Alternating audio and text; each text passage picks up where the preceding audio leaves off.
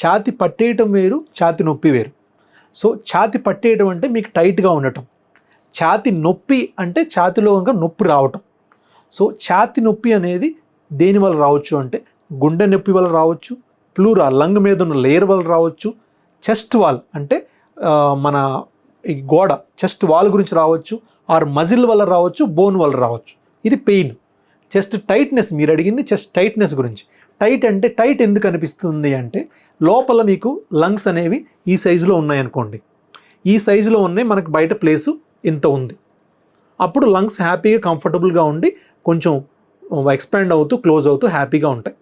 అదే ఏదైనా డిసీజ్ వల్ల మీకు లంగ్ సైజు ఆల్రెడీ పెరిగింది కొంచెం, అది ఏ డిసీజ్ అని ఉండొచ్చు, పెరిగితే ఏమవుతుంది, మీకు ఎక్స్పాన్షన్ కెపాసిటీ అంతే.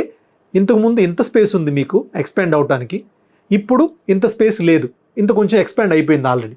అప్పుడు ఏమవుతుంది, మీకు కొంచెమే పెరగగలదు, లంగ్ ఎక్స్పాండ్ అయ్యి కొలాప్స్ అవ్వగలదు.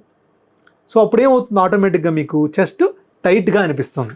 ఈ టైట్నెస్ ఏ జబ్బులో వస్తుంది అంటే బ్రాంకియల్ ఆస్తమా, ఉబ్బసం వ్యాధిలో ఈ టైట్నెస్ అనేది మెయిన్ సిమ్టమ్ అండి. ఈ ఉబ్బసం వల్ల భయపడాల్సిన అవసరం ఏమీ లేదు.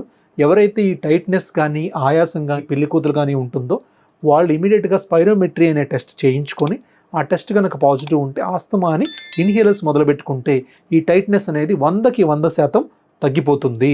సో టైట్నెస్ అనేది డేంజరస్ కంప్లైంట్ కాదండి.